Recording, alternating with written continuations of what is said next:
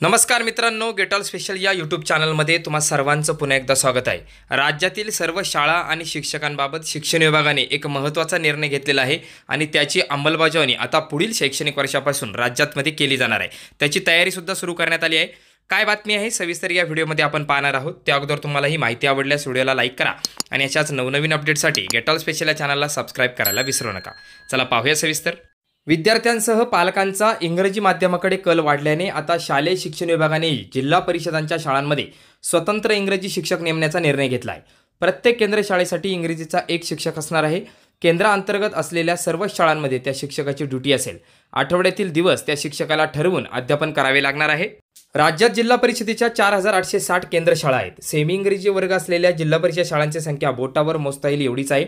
दुसरीकडे इंग्रजी माध्यमांच्या शाळा वाढल्या, जिल्हा परिषद शाळांची पटसंख्या आणि त्यामुळे कमी झाली।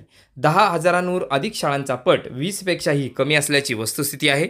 या पार्श्वभूमीवर आता जिल्हा परिषदेच्या शाळांमध्ये सध्याच्या शिक्षक भरतीतून रिक्त पदांच्या 22 ते 25% शिक्षक इंग्रजी विषयांचे असणार आहेत। त्याला मराठीतून डीएड किंवा शिक्षण झालेल्या उमेदवारांनी विरोध दर्शवला आहे। पण पालक आणि विद्यार्थ्यांच्या अपेक्षापूर्तीसाठी शालेय शिक्षण विभागाने तसा निर्णय घेतल्याची माहिती वरिष्ठ अधिकाऱ्यांनी दिली आहे। आता प्रत्येक जिल्हा परिषदांनी त्यांच्याकडील केंद्र शाळा व सेमी इंग्रजीच्या वर्गांवर इंग्रजीचे किती शिक्षक आहेत आणि किती अपेक्षित आहेत याची मागणी पवित्र पोर्टलवर करायची आहे। त्यानुसार त्यांना शिक्षक दिले जाणार आहेत। तर संपूर्ण शिक्षण इंग्रजीतून झालेल्यांना प्राधान्य। जिल्हा परिषदांच्या प्रत्येक केंद्र शाळेसाठी एक इंग्रजी शिक्षक दिला जाणार आहे। इंग्रजी विषयाचे संपूर्ण अध्यापन त्याने त्यातूनच करणे अपेक्षित आहे। एका केंद्रांतर्गत 10-12 शाळा असतील तर त्या शिक्षकाला आठवड्यातील दिवस निश्चित करून त्या प्रत्येक शाळेत जाऊन इंग्रजी विषय शिकवावा लागणार आहे।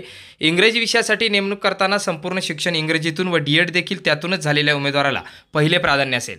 त्यानंतर पदवी पदव्युत्तर शिक्षण इंग्रजीतून पण डीएड मराठीतून झालेला आणि शेवटी संपूर्ण शिक्षण मराठीतून पण डीएड इंग्रजीतून झालेल्यांना संधी मिळणार असल्याचे वरिष्ठ सूत्रांनी सांगितले आहे।